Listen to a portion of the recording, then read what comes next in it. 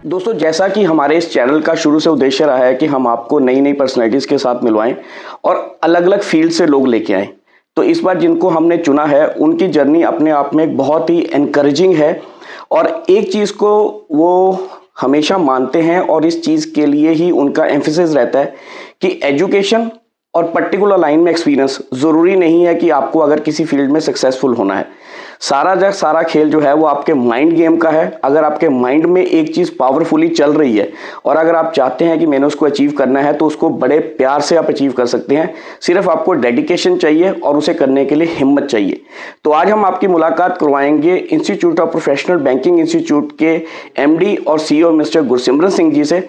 जानेंगे उनकी कहानी कि कैसे उन्होंने 12th के बाद इतना बड़ा इंस्टीट्यूशन और ट्रेनिंग का जो इकोसिस्टम क्रिएट कर दिया जिसकी फ्रेंचाइजी मॉडल पूरे इंडिया में चल रहे हैं। तो आइए बात करते हैं गुरसिमरन जी से। Gursimran ji, welcome to our show.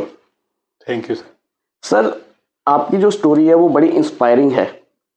Technical आदमी और बिल्कुल एक एजुकेशन की फील्ड में आ जाए, जो बिल्कुल ही अलग तरह की फील्ड है, जिसमें नॉर्मली ये कहते हैं कि अगर एजुकेशन में जाना है तो आपका कुछ ना कुछ एजुकेशनल बैकग्राउंड होना चाहिए। तो सर, ये थॉट कैसे दिमाग में है आपके? सर एक्चुअली जब मैंने +2 की उसके बाद I started diploma in tool and die technology जी। तो वो 4 साल का डिप्लोमा होता था।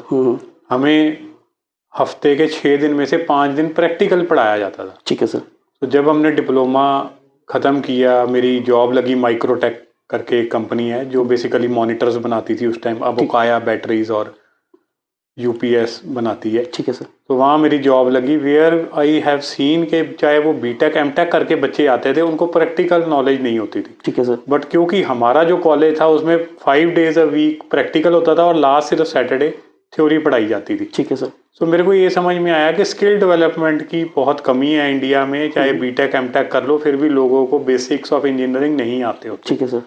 तो फिर मेरे को लगा कि जॉब करते रहे हम 6-7 साल, फिर सोचा कि कुछ ऐसा किया जाए ताकि बच्चों को वो स्किल गैप ख़त्म हो। तो we started with the accounting industry, जहाँ हम अकाउंटेंट्स तैयार करते थे जी। फिर we switched over to banking in 2015, क्योंकि ये लगा कि 2015 में ये समझ में आया कि बैंक्स को एक बड़ा रिस्पेक्टेबल करियर बोला जाता है and banks are also facing the same challenge कि उनको स्किल्ड मैन पावर नहीं मिलती। ठीक है sir. So we started training graduates with a 3 months course और उनको प्रैक्टिकली नॉलेज दे के हम बैंक्स में जॉब दिलवाते थे। तो सर, बैंकिंग और इंश्योरेंस उस वक्त 2 ऐसे सेक्टर थे जो बड़े बूम पे आए थे और मार्केट में उन्होंने एक तरह से कैप्चर किया था। तो आपने पर्टिकुलरली बैंकिंग ही क्यों चूज किया? बैंकिंग क्योंकि थोड़ा रिस्पेक्टेबल ज़्यादा है। ठीक है सर। जो हमने बैंकिंग में भी आगे स्पेस जो यूटिलाइज की, that is retail branch banking. ठीक है सर। और वो भी ऑपरेशनल साइड। राइट। ताकि उसके लिए एक बच्चों को बड़ा क्रेज होता है कि मेरा उस ब्रांच में जाके मैं टेलर कैशियर लगूं, ब्रांच मैनेजर बनूं। So that's why we started with the retail branch banking. अच्छा सर, जब आपने बैंकिंग के करिकुलम के बारे में सोचा, क्योंकि बैंकिंग के अलग अलग सॉफ्टवेयर चलते हैं, अब तो लगभग पैन इंडिया एक ही सॉफ्टवेयर चलने लग गया है, तो बैंक्स वालों के साथ ये भी रहता है क्योंकि बैंक का डाटा बड़ा सेंसिटिव होता है, तो उस डाटा के साथ ट्रेनिंग देना और उस तरह का मॉड्यूल अपने लिए कैप्चर करना, सर वो आपको कहीं ना कहीं आरबीआई के साथ कुछ तो ग्लिच आया होगा उसमें?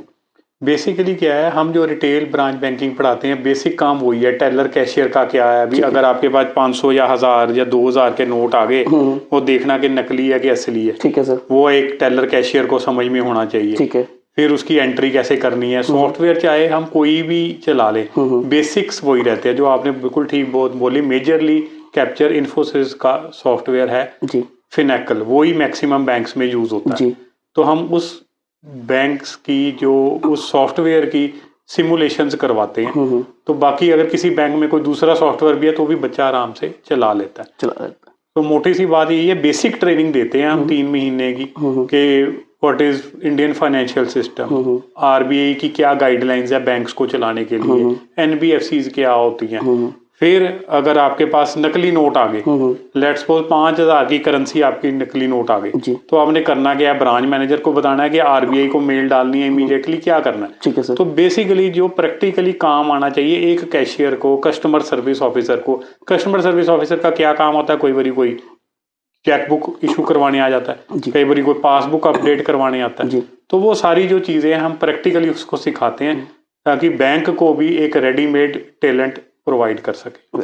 सर इसमें ना एक पीछे बड़ी सुनने में बात आई थी कि जैसे आप इंस्टीट्यूट चला रहे हैं, इस तरह के बहुत सारे इंस्टीट्यूट अलग अलग फील्ड्स में चलते हैं, तो लोगों का भी ये मानना कहीं ना कहीं ये आने लग गया है कि अब बैंक्स की ना जॉब या बाकी सेक्टर्स की जहाँ जहाँ इस तरह की ट्रेनिंग्स के साथ बच्चे आ रहे हैं, अब डायरेक्ट जॉब ऑफर्स नहीं आ रही हैं, मतलब डायरेक्टली इनडायरेक्टली वाया आपके थ्रू ही जाना पड़ेगा, क्योंकि ट्रेंड है तो बैंक इजीली ले लेता है। लेकिन दूसरी तरफ कुछ लोग ये सोचते हैं कि अगर बैंक की डायरेक्ट जॉब मिले, बैंक भी ट्रेनिंग देता है, तो हमारी डायरेक्ट जॉब खत्म होगी, वो कहीं ना कहीं एक हमें एक रूट के थ्रू जाना पड़ रहा है। तो सर इसको कितना सही और कितना गलत मानते हैं आप?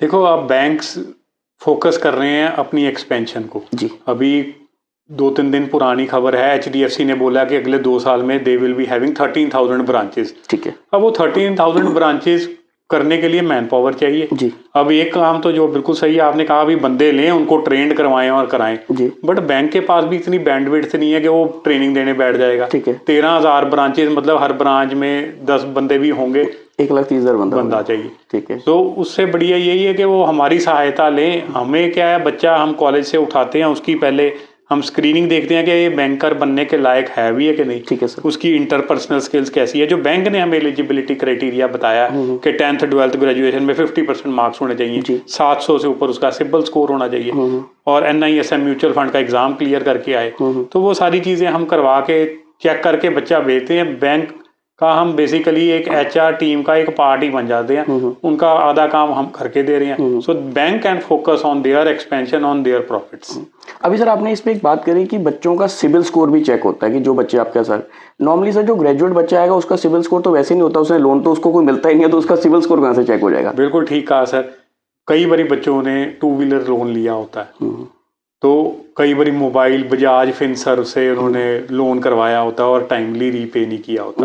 हमारे पास काफ़ी केसेस ऐसे आते हैं। सो कोई भी बैच हमारा 30-40 बच्चों का चलता है, 1-2 बच्चे बाद में पता लगता है कि सिबिल खराब है। So we have started this checkpoint before entering the student in our institute, कि पहले ही इसका सिबिल चेक कर लो, ये ना हो 3 महीने पढ़ाई कर ले फिर बैंक उसको रखे ना कि सिबिल स्कोर कम है। तो कई बार बच्चे ऐसे निकल आते हैं जिनका सिबिल स्कोर लो होता है। राइट। तो सर ये तो एक तो सिविल तो आपने उसकी क्रेडिबिलिटी देख ली। नॉर्मली क्या कि बैंक की जॉब में क्या कहती है, दूसरी तरफ उसकी ऑनेस्टी भी बहुत इंपॉर्टेंट होती है कि कल को बच्चा कोई फ्रॉड करके ना निकल जाए। सर इस चीज़ का भी आपके ऊपर कुछ बैंक की तरफ से प्रेशर रहता है कि आप ये पार्ट भी चेक करके आओ? बैंक की तरफ से तो नहीं प्रेशर रहता है, पर हमारे जो ट्रेनर्स हैं, क्योंकि वो सारे सीनियर बैंकर्स हैं, they have worked in a bank for 15-20 years, तो उनको पता है इंटीग्रिटी तो एक मोस्ट इसेंशियल कंपोनेंट है एक बैंकर में जी।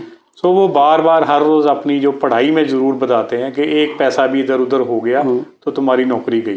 सो हम बच्चों को उस तरीके से बिल्कुल फोकस्ड कर देते हैं कि फ्रॉड तो दूर की बात है, एक आधा पैसा भी इधर उधर ना होने दें। और बैंक में तो वैसे वो कहते जो फालतू निकला है वो बैंक का, जो कम हो गया वो आपको जेब में से डालना पड़ेगा।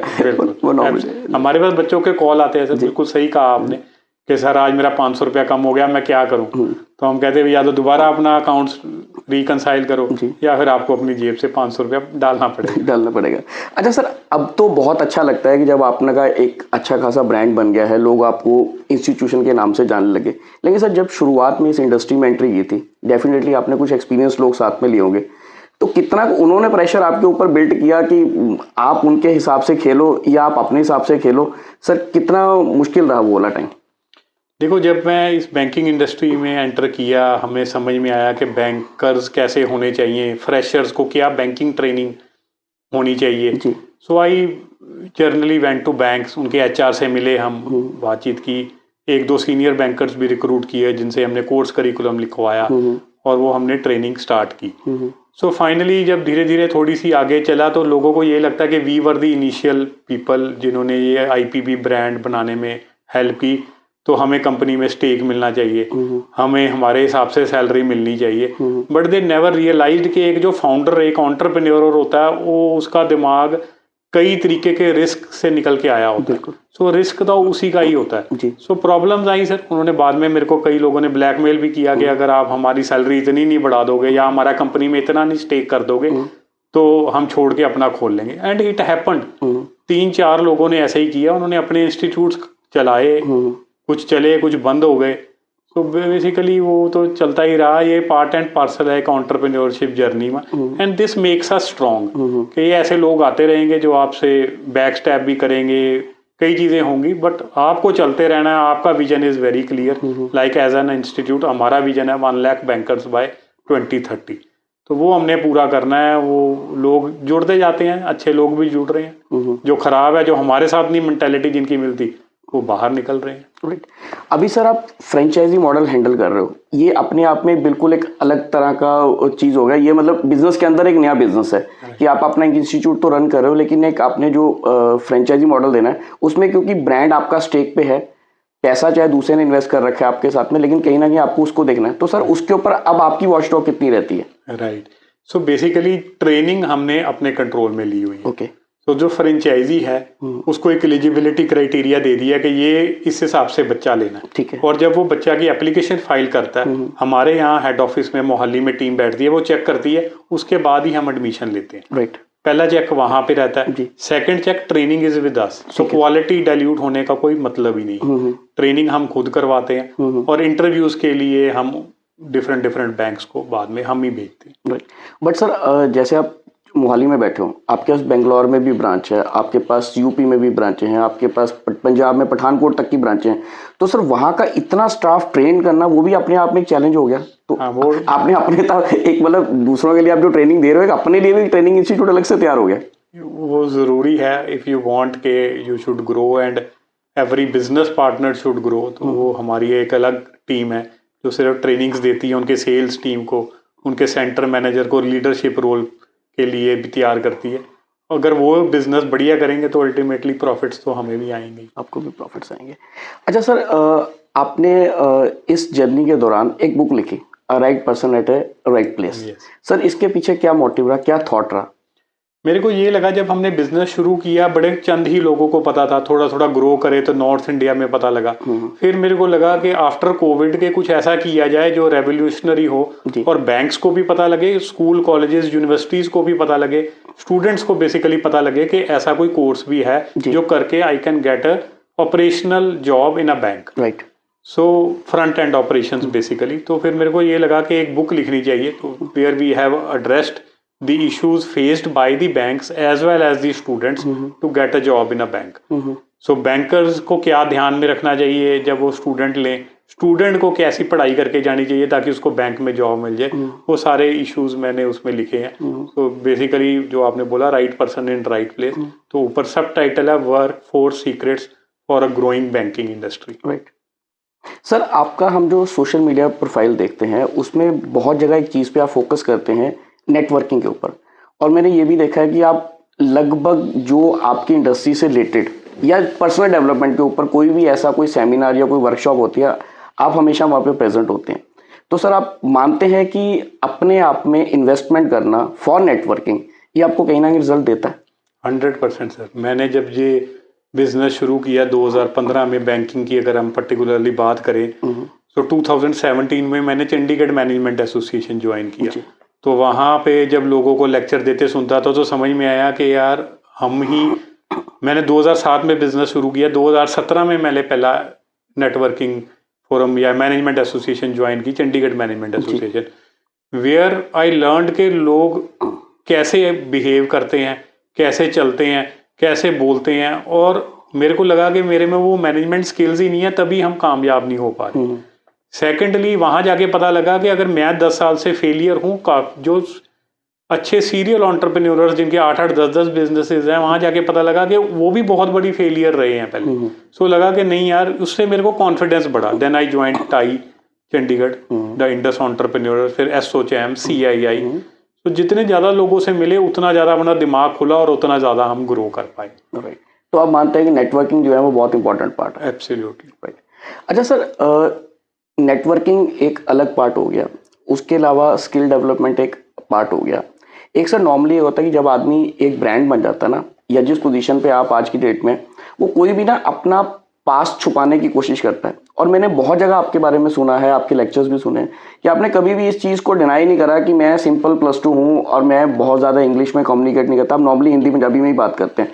तो आपने कभी सोचा नहीं कि लोग नहीं तो इस पोजीशन पे आके ना वो कहते हैं हिंदुस्तान में सब कुछ मिलता है, डिग्री भी मिल जाती है, कि मैं ग्रेजुएशन की पोस्ट ग्रेजुएट डिग्री लेके रख लूँ कि नहीं मैं बैंकिंग इंस्टीट्यूट चलाता हूँ तो मैं भी पोस्ट ग्रेजुएट होना चाहिए। सर आपने कभी इस चीज़ को छुपाया नहीं, इसका रीज़न क्या रहा?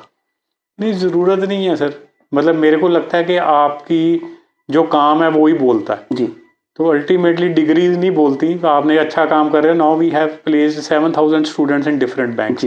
बैंक्स भी बड़े खुश हैं कि हमें ट्रेंड मैन पावर मिल रही है इस इंस्टीट्यूट से, और बच्चे भी बड़े खुश हैं कि हमें अच्छी जॉब बैंक में मिलती है। सो वाई टू हाइड के मैं क्या पढ़ा हूँ या क्या नहीं पढ़ूँ। हमारा इंस्टीट्यूशन एज एन ऑर्गेनाइजेशन अच्छा काम कर रहा है जो लोगों को दिख रहा है, और हमारा एक ब्रांड बन पाया है। राइट। अच्छा सर, आपने पर्सनल इन्वेस्टमेंट्स की बात करी जो आप अपने ऊपर करते हैं। इसके अलावा सर आपने अपने ब्रांड को एस्टेब्लिश करने के लिए भी बहुत फोकस किया। आपने प्रॉपर इसका लोगो बनाया, फिर उसको आप बड़े जहाँ पे भी फंक्शंस होते हैं आप कोशिश करते हैं कि आपका ब्रांड वहाँ पे दिखे। तो सर ब्रांड की पावर का कितना दम आप मानते हैं?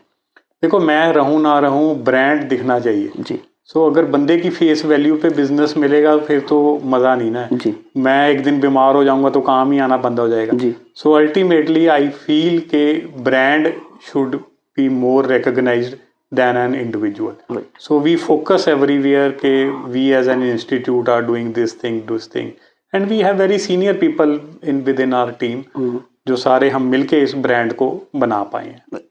अच्छा सर, इसमें एक चीज़ और है कि आपकी वाइफ डॉक्टर नवजोत कौर, वो पीएचडी हैं और उसके बाद उन्होंने कॉमर्स की उनकी बैकग्राउंड है, तो आपने उनको अपने बिजनेस में अपने साथ क्यों नहीं जोड़ा? क्योंकि वो कहीं ना कहीं जो गैप आप कह रहे हो वो गैप वो फिल कर सकती हैं, या उन्होंने बैक एंड सीट ले रखी है आपको पुश करने के लिए, वो फ्रंट सीट में नहीं आती?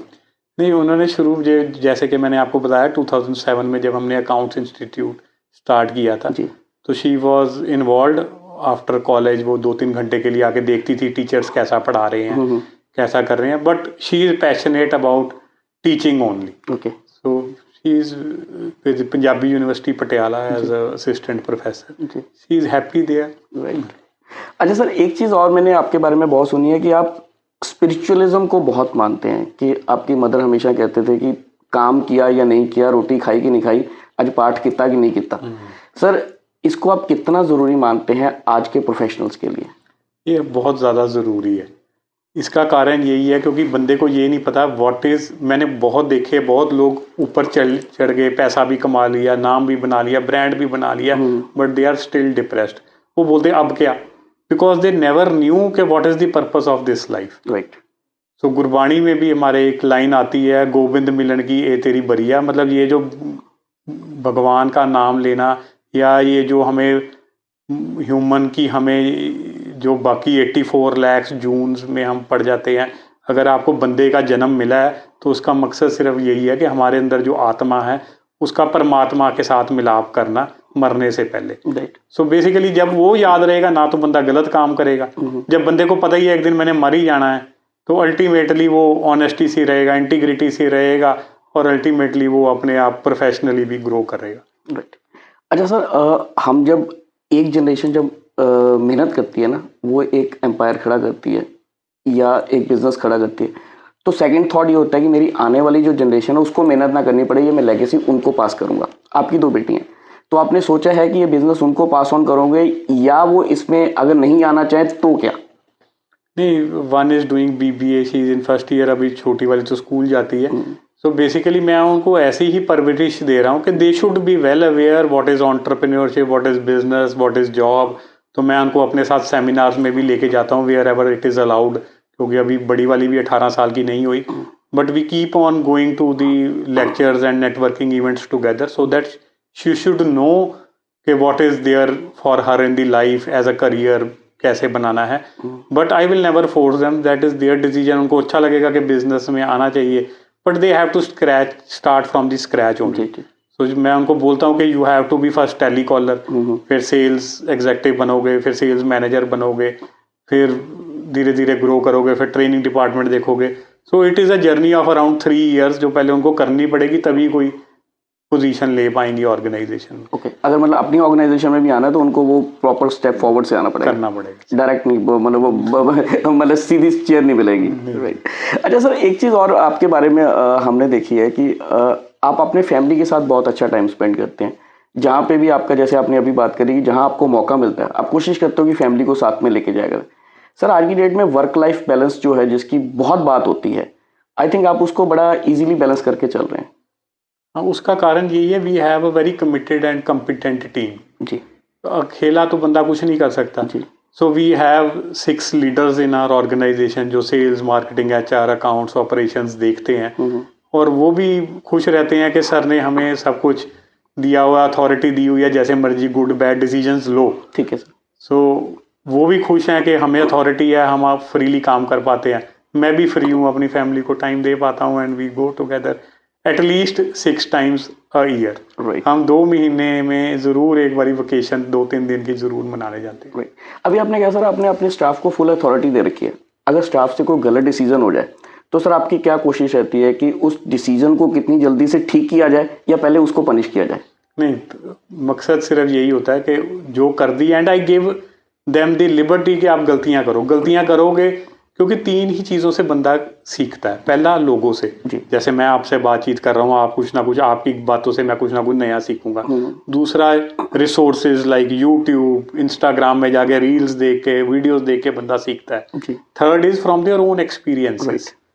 सो कुछ लोगों को जितना मर्जी समझा लो नहीं समझेंगे, जितने मर्जी वीडियो दिखा लो नहीं दिखेंगे, बट जब तो खुद नहीं गलती करेंगे तो सीखेंगे नहीं। बिल्कुल। So they learn from their experience. But ठीक है, I tell them fail fast, fail differently. गलतियां बार बार नहीं एक दोहरानी, जो दोहरा ली उसको खत्म करो, दोबारा वो गलती नहीं होनी चाहिए। राइट।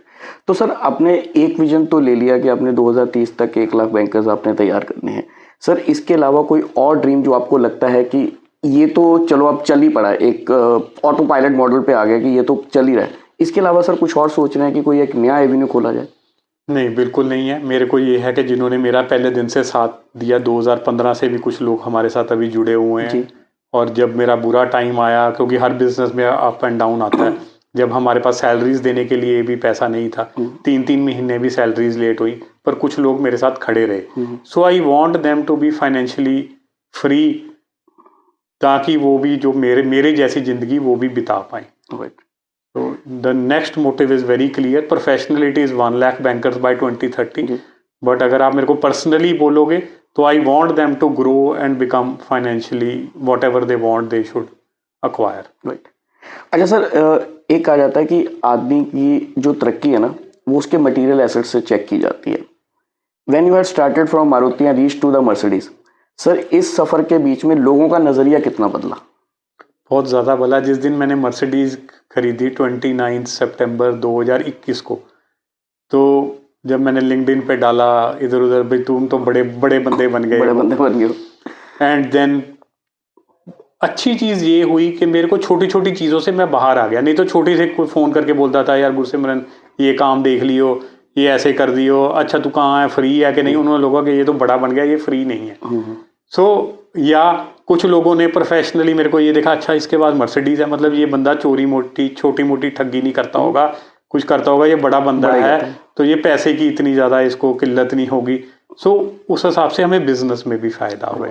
कॉलेजेस, यूनिवर्सिटीज से भी हमारे टाई अप्स हुए, बैंक्स के साथ भी अच्छे टाई अप्स हुए, only and only when I bought this Mercedes. तो आप सर इस चीज़ को मानते हैं? कुछ लोग ये कहते हैं कि मटेरियलिस्टिक चीज़ों में कुछ नहीं रखा। मैं आपकी बात से बिल्कुल इत्तेफाक रखता हूँ कि आपकी जितनी बड़ी पोजीशन, जितनी बड़ी आपकी गाड़ी, सामने वाले की रिस्पेक्ट आपके लिए उतनी बढ़ती है। देखो ये तो है ही है सर, बट ये भी हम ये नहीं कह सकते कि उसके बाद मर्सिडीज है तो वो रिस्पेक्टेड ही होगा बंदा। But yes, there is no deny कि जब आपके पास पैसा है, आप गाड़ी है, तो people look with some other eye at you. Sir जैसे आपने कहा कि आप स्पिरिचुअलिटी की तरफ बहुत ध्यान देते हैं, सर दूसरी तरफ ये कहा जाता है कि अगर आप स्पिरिचुअल हो तो आपको कुछ ना कुछ चैरिटी भी करनी चाहिए। आप इसके बारे में क्या सोचते हैं? बिल्कुल ठीक कहा सर आपने। मैं इस कश्मकश में 3 साल फंसा रहा। मेरे को कभी लगता था कि हमारे मदर कहते थे कि भगवान का नाम लेना ज़रूरी है, अल्टीमेटली साथ कुछ नहीं जाएगा। जब बिजनेस में आओ फिर लगता है कि यार बिजनेस नहीं ग्रो किया तो फिर किया ही क्या ज़िंदगी में। सो बंदा फंस जाता है कभी अपने ख्यालात में या अपनी थिंकिंग में। But finally I met one human being in Chandigarh only, जिन्होंने मेरे को बोला कि बेटा अगर तू पैसा कमाएगा नहीं तो ठीक है, तू घर बैठ के नाम जपता रहे, बट जो लोग गरीब है उनकी कौन हेल्प करेगा। So if you have that power, if God has given you that intelligence के तू एक ऑर्गेनाइजेशन खड़ी कर सकता है, तू पैसे कमा सकता है, पैसे कमा के गरीबों में बांट देना। सो उस दिन के बाद मेरा नज़रिया बिल्कुल चेंज हो गया। सो मैं अपनी टीम को भी यही बोलता हूँ, we should have big profits and then we will donate to whatever organisations we can. So we go to Mother Teresa in Sector 20 through, we go to Blind School, we go to Pingalwada, so wherever we and there is Prabhasra here, तो हम जाते हैं और वहाँ donate करके आते हैं। अच्छा सर, एक चीज़ हमने और भी देखी है कि आप अकेले नहीं लाइफ एंजॉय कर रहे हैं, आप अपने स्टाफ के साथ भी पूरा एंजॉय करते हो। आप उनके लिए भी प्रॉपर साल में एक फंक्शन ऑर्गेनाइज करते हो। एक तो आपका जो इंस्टीट्यूशन जो आपके फ्रेंचाइजी हैं उनके लिए एक सेमिनार होता है, इसके अलावा आप अपने स्टाफ को भी वेकेशंस पे लेके जाते हैं। तो सर ये कितना इंपॉर्टेंट मानते हैं आप? नहीं, बहुत ज़रूरी है। मैं ये कहता हूँ कि जैसी लाइफ आप बिता रहे हो वैसी ही वो बिताने चाहिए आपके एम्प्लॉयज़, जो आपके सिंसियर हैं, थोड़े पुराने हो गए हैं, they are loyal toward you. So every year we go on vacations. Last year we went to Solan in a 5-star property, और उससे पिछले साल we went to Srinagar, Kashmir. So काफ़ी एम्प्लॉयज़ ने बोला कि सर मैं तो 5 स्टार में कभी सोच भी नहीं सकता। So I want them to enjoy whatever they can, whatever we can help them to enjoy। जो ज़िंदगी मैं जी रहा हूँ उनको भी वैसी ज़िंदगी जीनी चाहिए ना। अगर उन्हीं के कारण तो हम सक्सेसफुल हैं जी। तो सर एक चलते चलते लास्ट आपसे मैं सिर्फ एक बात पूछना चाहूँगा कि जो लोग चाहते हैं कि मैं बिजनेस करूँ, लेकिन कहीं ना कहीं ऑब्स्टेकल दो रहती हैं, एक कि पैसा कहाँ से आएगा और दूसरा हिम्मत कहाँ से आएगी। तो अगर दोनों में से एक चीज़ हो तो बिजनेस किया जा सकता है? पैसा नहीं हो तो किया जा सकता है, बट हिम्मत ज़रूरी है। So courage is the foremost thing. छोटे छोटे डिसीजंस भी जब आपको लेने होंगे, पैसा तो कम आ ही जाएगा। ये आप जो सुन रहे हैं लोगों को लग रहा होगा कि कुछ ऐसी बात है, मेरे पास भी कोई बैंक बैलेंस नहीं था। We started with a small loan और वो भी डूब गया था और फिर धीरे धीरे फिर खड़ा किया business. So it is all about courage. So जितना ज़्यादा आप में करेज है उतना बड़ा आप बिजनेस क्रिएट कर सकते हो। तो सर करेज कितना बड़ा, वो कहते हैं ना पंजाबियां दिल बड़ा, तो मैं पंगा लैंड वाले बड़ा ही लेने। तो should be a courageous to take a bigger risk और a smaller risk in a smaller platforms? देखो सर, इसमें मैं लास्ट में यही 3 चीज़ें कहूँगा एक एंटरप्रेन्योर सक्सेसफुल होने के लिए। First, you should think big, right, and मतलब थिंक इम्पॉसिबल। राइट। आपको लगता है कि यार ये मैं नहीं कर पाऊंगा, वहां तक सोचो जो आपको लगता है कि यार ये तो बिल्कुल नहीं हो सकता, वो भी आप अचीव कर सकते हो। राइट। मैंने कभी सोचा नहीं था कि 50,000 या 1 लाख रुपया बिजनेस में मंथली निकाल लेंगे, बहुत बड़ी मार ली और की करांगे। But now we are making a huge profits and we have made an empire kind of a thing across India. But उस टाइम सोच छोटी थी, पर जब ये चीजें किसी से सिखाई तो सोचना वैसे ही शुरू किया।